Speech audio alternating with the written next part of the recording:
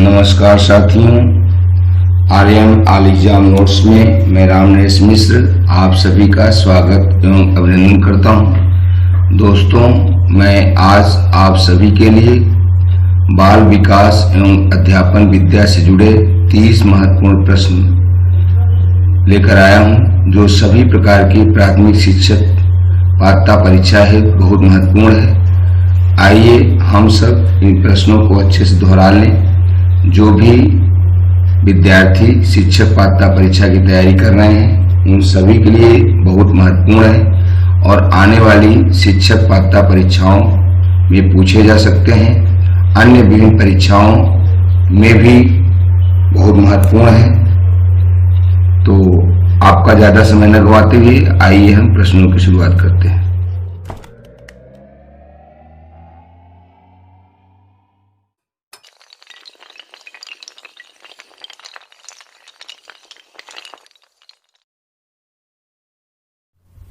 दोस्तों, कोई भी शिक्षक जब तक बाल विकास से जुड़े विभिन्न प्रश्नों के उत्तर नहीं समझता है तब तक वह अध्यापन विद्या में निपुण नहीं हो सकता।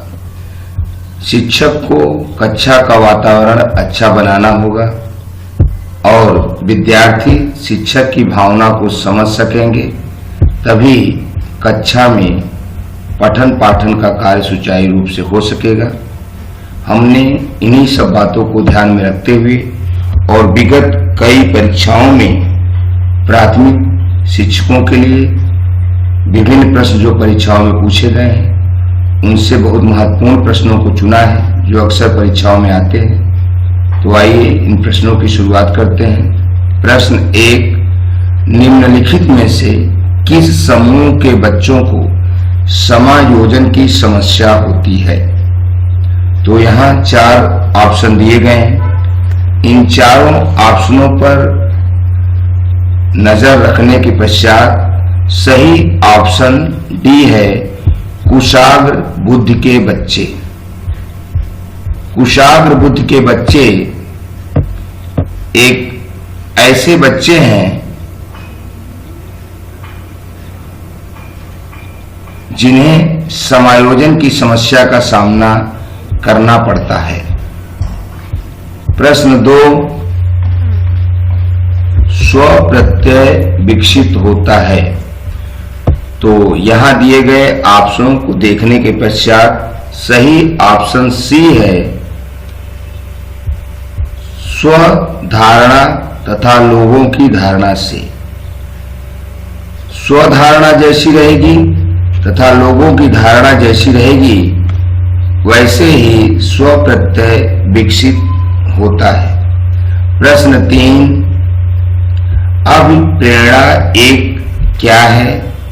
तो यहां दिए गए ऑप्शनों में ऑप्शन डी सही है, मनोवैज्ञानिक अवस्था है। अभिप्रेरणा एक मनोवैज्ञानिक अवस्था है। प्रश्न 4, भूगोल का पाठ पढ़ाते समय शिक्षक तुलना विधि का सहारा ले सकता है। इस प्रणाली से छात्रों में तो क्या गुण इसमें विकसित होगा? तो यहां दिए गए ऑप्शनों में ऑप्शन डी सही है, उपर्युक्त सभी। अर्थात भूगोल का पाठ पढ़ाते समय शिक्षक तुलना विधि का सहारा ले सकता है।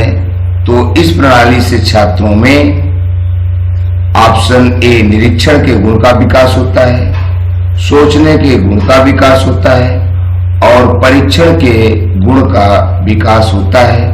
अतः यहाँ उपर्युक्त सभी ऑप्शन ठीक हैं। प्रश्न 5, सभी बच्चों की एक ही समस्या है तो आप उनकी समस्या का समाधान करते हैं। कैसे करते हैं? तो इसे समझने के लिए यहाँ दिया गया ऑप्शन बी सही है, सामूहिक ढंग से। यदि सभी बच्चों की एक ही समस्या है तो हम इनकी समस्या का समाधान सामूहिक ढंग से कर सकते हैं। प्रश्न 6, ऑपरेशन ब्लैक बोर्ड नामक कार्यक्रम किसके लिए है? तो यहाँ दिया गया ऑप्शन ए सही है प्राइमरी स्कूलों के लिए। ऑपरेशन ब्लैक बोर्ड का संबंध प्राइमरी स्कूलों के लिए है। बच्चों को ब्लैक बोर्ड में अच्छे से लिखा के समझा के कोई बात बताने से उन्हें समझ में आ जाएगा। अतः कभी भी प्राथमिक बच्चों को बताने के लिए बोर्ड का सहारा अवश्य लिया जाए। प्रश्न 7, यदि किसी कक्षा में अधिकांश छात्र प्रायः ऊँघते हुए पाए जाते हैं तो इन ऑप्शनों में से क्या कमी हो सकती है? तो ऐसा दिया गया ऑप्शन हमारा डी सही है, उपर्युक्त सभी। अर्थात यदि किसी कक्षा में अधिकांश छात्र प्रायः ऊँघते हुए पाए जाते हैं, अर्थात उनका मन पढ़ने में नहीं लग रहा है, उबाऊ लग रहा है, तो ऑप्शन हमारा छात्रों में कोई कमी हो सकती है, कक्षा के भौतिक वातावरण में कोई कमी हो सकती है, या शिक्षण में कोई कमी हो सकती है। अर्थात इन तीनों प्रकार की कमियों से छात्र कक्षा में ऊँघते हुए पाए जाएंगे, पढ़ाई पर उनका ध्यान नहीं रहेगा। प्रश्न 8, स्कूलों में पर्यावरण शिक्षा आवश्यक है। तो यहाँ कौन सा ऑप्शन सही है? पर्यावरण शिक्षा क्यों आवश्यक है? तो यहाँ दिया गया ऑप्शन ए सही है, छात्रों में पर्यावरण चेतना जगाने के लिए। यदि हम स्कूलों में पर्यावरण शिक्षा का कार्यक्रम रखेंगे तो पर्यावरण चेतना विद्यार्थियों में, छात्रों में जागृत होगी और पर्यावरण के बारे में जानना बहुत ही आवश्यक है। प्रश्न 9, वह छात्र समूह अच्छा लगता है जिसमें निम्न गुण हों। तो ऐसा कौन सा गुण हो जिससे छात्र समूह अच्छा लगे? तो यहाँ दिया गया ऑप्शन ए सही है, सेवा, आदर, परिश्रम। जब छात्र सेवाभावी हों, बड़ों का आदर करें और हमेशा परिश्रम से पढ़ाई करें तो ऐसे छात्र समूह अच्छे लगते हैं, उनमें यह गुण जरूर होना चाहिए। प्रश्न 10, बच्चों में स्व अनुशासन की भावना किस प्रकार पैदा की जा सकती है? तो यहाँ दिए गए ऑप्शनों में ऑप्शन बी सही है, उन्हें जिम्मेदारी सौंपकर। बच्चों में स्व अनुशासन की भावना यदि विकसित करना है, पैदा करना है, तो हमें बच्चों को कोई न कोई जिम्मेदारी देना चाहिए। रोज आप ये काम करिए, आज ऐसा काम करके रखिए और इतना तक पढ़ के रखिए। तो ये तमाम चीजें, कोई काम के बारे में उन्हें जिम्मेदारी देने से बच्चों के अंदर अनुशासन की भावना पैदा होती है और वे स्वतः कार्यों के प्रति जिम्मेदार बनते हैं। प्रश्न 11, हर्बर्ट नामक विद्वान संपूर्ण ज्ञान को क्या करता है? तो यहाँ दिया गया ऑप्शन हमारा सी सही है, एक इकाई मानते थे। हर्बर्ट नामक विद्वान संपूर्ण ज्ञान को एक इकाई मानते हैं। उनके अनुसार ज्ञान खंडों में नहीं विभक्त है बल्कि संयुक्त है और ज्ञान तभी परिपूर्ण होगा जब संयुक्तता की भावना जागृत हो जाएगी। प्रश्न 12, प्रत्येक छात्र की शिक्षा का सर्वोत्तम भाग वही है जो उसने स्वयं प्राप्त किया है, यह कथन किसका है?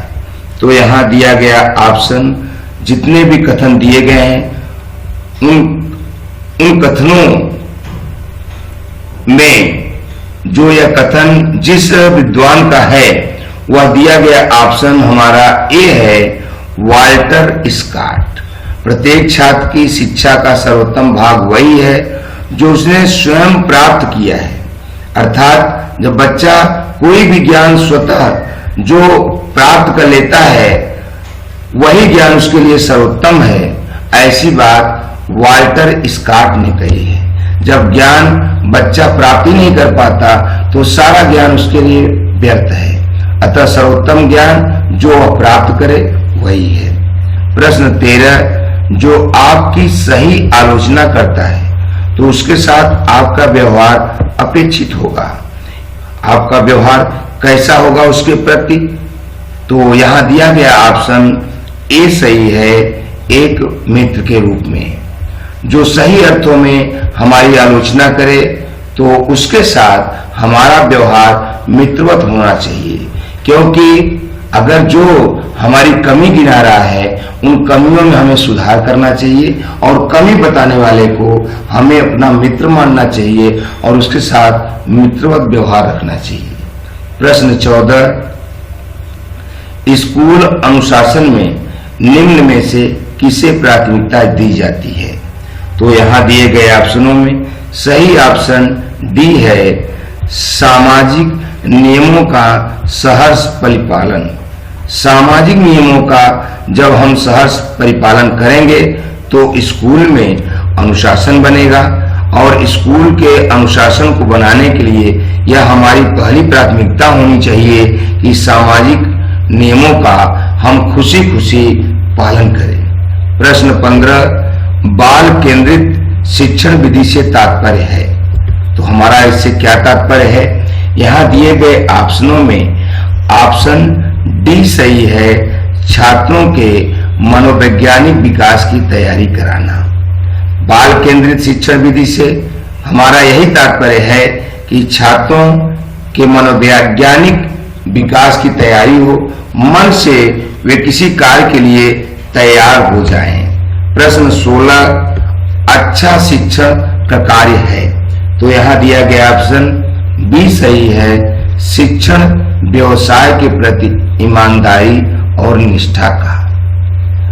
अच्छा शिक्षण व्यवसाय के प्रति ईमानदारी और निष्ठा का प्रमुख कार्य है। हमें शिक्षण कार्य करते समय पूरी ईमानदारी से अपने व्यवसाय के प्रति समर्पित होना चाहिए और ऐसा समर्पित रहने से ही विद्यार्थी आपकी कद्र करेंगे, आपके बारे में सोचेंगे, आपके आदर्शों को अपने मन में उतारेंगे, सजवाएंगे और खुद एक अच्छे देश के नागरिक बनेंगे। प्रश्न 17,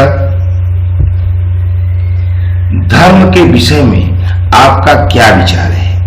तो धर्म के विषय में आपका क्या विचार होना चाहिए, इसे समझने के लिए यहाँ जो सही ऑप्शन है वह हमारा बी सही है। यह व्यक्तिगत शुद्धि का साधन है। धर्म मन की आत्मा को शुद्ध करता है। हमें मन से, चित्त से अपने एक होना चाहिए और जब हम मन से किसी चीज को स्वीकार करें वही हमारा धर्म है। हम पर जबरदस्ती दबाव से कोई चीज थोपी जाए तो वह धर्म नहीं है। अतः व्यक्तिगत शुद्धि जब हमारे अंदर हो, व्यक्तिगत शुद्धि का साधन, तब धर्म बन सकता है, अन्यथा धर्म बेकार है। प्रश्न 18, माध्यमिक स्तर तक के शिक्षा का नियंत्रण वास्तव में किसके हाथ में होना चाहिए?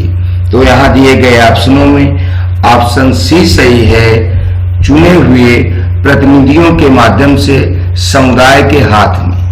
माध्यमिक स्तर के शिक्षा का नियंत्रण वास्तव में चुने हुए प्रतिनिधियों के माध्यम से समुदाय के हाथ में होना चाहिए। जो हमारे प्रतिनिधि हैं वे उस पर नजर रखें और उसका नियंत्रण समुदाय के हाथ में हो। समाज के माध्यम से, संगठन के माध्यम से हम उस पर अपनी नजर बनाए रखेंगे तो कभी भी माध्यमिक स्तर के शिक्षा का नियंत्रण खराब नहीं होगा और यह एक अच्छा और ठोस कदम होगा। प्रश्न 19, समस्यात्मक बालक है। तो समस्यात्मक बालक कौन हो सकता है? यहाँ दिए गए ऑप्शनों में से सही ऑप्शन डी है, उपर्युक्त सभी। अर्थात ऐसे बालक समस्यापूर्ण ढंग से हैं जो चोरी करने वाले हों, अपने माता पिता का कहा ना मानने वाले हों और झूठ बोलने वाले हों। ऐसे बालक एक समस्या है। जब बालक स्वतः समस्या बन जाता है तो समाज का वह कुछ भी विकास नहीं कर सकता और उसका जीवन निरर्थक हो जाता है और वह अपने आप में भी स्वतः एक भार होता है और समाज पर भार तो होता ही है। प्रश्न 20, निर्देशन नवयुवकों को अपने से, दूसरों से और परिस्थितियों सामंजस्य करना सीखने के लिए सहायता देने की प्रक्रिया है। यह कथन किसका है? तो यह कथन दिया गया हमारा ऑप्शन डी सही है, स्किनर का है। स्किनर ने कहा था कि निर्देशन नवयुवकों को अपने से, दूसरों से और परिस्थितियों सामंजस्य करना सीखने के लिए सहायता देने की प्रक्रिया है। अर्थात नवयुवकों को निर्देशन जो प्राप्त होता है वह दूसरों से और परिस्थितियों से अपने अंदर एक सीखने की प्रक्रिया पैदा करता है और हमें उसे सीखने का पूरी तरह से प्रयास करना चाहिए। प्रश्न 21, राष्ट्रीय साक्षरता मिशन की स्थापना के बाद सर्वप्रथम संपूर्ण साक्षरता अभियान की घोषणा की गई है। तो कहां की गई? यहां दिए गए ऑप्शनों में से सही ऑप्शन ए है, केरल राज्य में। राष्ट्रीय साक्षरता मिशन की स्थापना के बाद सर्वप्रथम संपूर्ण साक्षरता अभियान की घोषणा केरल राज्य में की गई है। प्रश्न 22, परीक्षण एक शब्द है, तो यह कैसा शब्द है? यहां दिए गए ऑप्शनों में ऑप्शन बी सही है, व्यापक। परीक्षण एक व्यापक शब्द है।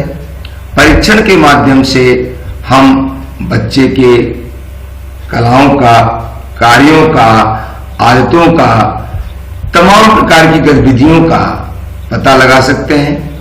उसके पसंद, नापसंद और पढ़ने की गतिविधियां परीक्षण द्वारा समझ में आ जाती हैं। अतः परीक्षण एक व्यापक शब्द है। प्रश्न 23, किसने प्रशिक्षण संबंधी उद्देश्यों का वर्गीकरण किया था? तो यहां दिए गए विद्वानों में से सही ऑप्शन ए है, ब्लूम। तो ब्लूम ने प्रशिक्षण संबंधी उद्देश्यों का वर्गीकरण किया था। प्रश्न 24, उद्देश्यों के आधार पर शिक्षण का प्रकार नहीं है। तो यहां दिया गया ऑप्शन ए सही है, चिंतन उद्देश्य। उद्देश्य के आधार पर शिक्षण का प्रकार चिंतन उद्देश्य नहीं है, बल्कि इसका शिक्षण का प्रकार भावात्मक उद्देश्य का है, ज्ञानात्मक उद्देश्य का है और क्रियात्मक उद्देश्य का है। आपके अंदर कैसी भावना आती है, आपके अंदर कैसा ज्ञान आता है और आप कैसे क्रियाकलाप से कार्य को करते हैं, यह शिक्षण का हमारा प्रकार है। तो हमें उद्देश्यों के आधार पर शिक्षण के इन प्रकारों का ध्यान रखना होगा। प्रश्न 25, उचित शारीरिक विकास बालक प्राप्त करता है। तो उचित शारीरिक विकास बालक कब प्राप्त कर लेता है, किस अवस्था में प्राप्त करता है? तो यहां दिए गए ऑप्शनों में से सही ऑप्शन ए है, शैशवा अवस्था। उचित शारीरिक विकास बालक शैशवावस्था में प्राप्त करता है। बालक जैसा शैशवावस्था में होता है उन्हीं अंगों का विकास आगे चल के होता है। तो शारीरिक विकास के लिए सभी अंगों का विकास शैशवावस्था में हो जाता है और धीरे धीरे उसका विकसित रूप प्राप्त होता है। प्रश्न 26, वह मानसिक योग्यता जिसके द्वारा व्यक्ति किसी नवीन रचना को प्रस्तुत करता है कहलाता है। तो वह क्या कहलाता है? यहां दिए गए ऑप्शनों में से ऑप्शन सी सही है, सृजनात्मकता। वह मानसिक योग्यता जिसके द्वारा व्यक्ति किसी नवीन रचना को प्रस्तुत करता है उसे हम सृजनात्मकता कहते हैं। बालक सृजन करता है, अपने अंदर मानसिक योग्यता का विकास करता है और कोई नई प्रकृति, नया कोई आविष्कार, नया कोई बोध, नया ज्ञान, तमाम तरह के कौशलों का अपने अंदर एक सृजनात्मक भाव पैदा करके अपने को एक आदर्श नागरिक बना लेता है। प्रश्न 27, पियाजे के अनुसार संज्ञानात्मक विकास के किस चरण पर बच्चा वस्तु स्थायित्व को प्रदर्शित करता है? तो यहां दिए गए ऑप्शनों में सही ऑप्शन बी है मूर्त संक्रियात्मक चरण। मूर्त संक्रियात्मक चरण के माध्यम से पियाजे के अनुसार संज्ञानात्मक विकास के लिए बच्चा अपने वस्तु स्थायित्व को प्रदर्शित करने का कार्य करता है। प्रश्न 28, सक्रिय अनुबंधन सिद्धांत के प्रतिपादक थे। तो यहां दिए गए ऑप्शनों में सही ऑप्शन सी है स्किनर। सक्रिय अनुबंधन सिद्धांत के प्रतिपादक स्किनर जी हैं। इनके माध्यम से व्यक्ति को किसी कार्य के लिए सक्रिय होना अति आवश्यक है। यदि वह सक्रिय भाव से कार्य नहीं करता तो उसका कार्य सफल नहीं हो सकता है। प्रश्न 29, सीखना व्यवहार में उत्तरोत्तर सामंजस्य की प्रक्रिया है। यह कथन है तो किसका कथन है? यहां दिए गए ऑप्शनों में से सही ऑप्शन सी है स्किनर का। स्किनर ने कहा है कि सीखना व्यवहार में उत्तरोत्तर सामंजस्य की प्रक्रिया है, अर्थात हम तभी सीख सकते हैं जब किसी कार्य से, किसी भी विचार से अपने आप को लगातार उससे सामंजस्य बनाने का, व्यवहार उससे समान करने का हम तरीका बनाएं, उससे सहमत होते जाएं, तभी हम सीख सकते हैं। और जब हम विरोध प्रदर्शित करेंगे तो हम कभी सीख नहीं पाएंगे। और इस वीडियो का अंतिम प्रश्न नंबर 30, एक प्रतिभाशाली बालक की आप मदद कर सकते हैं। तो कैसे एक प्रतिभाशाली बालक की आप मदद कर सकते हैं? यहां दिए गए ऑप्शनों में से सही ऑप्शन डी है उसे संबंधित अधिगम अनुभव देकर।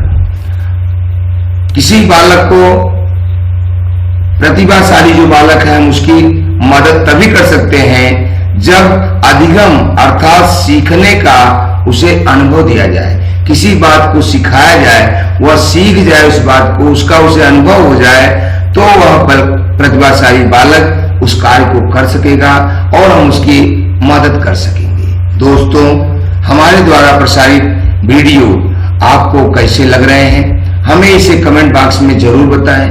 आज मैं आप सभी के लिए बहुत ही अच्छे प्रश्न दे रहा हूं जो बहुत महत्वपूर्ण है, और इससे पता भी चलेगा कि आपने कितने सक्रिय ढंग से इस वीडियो को देखा।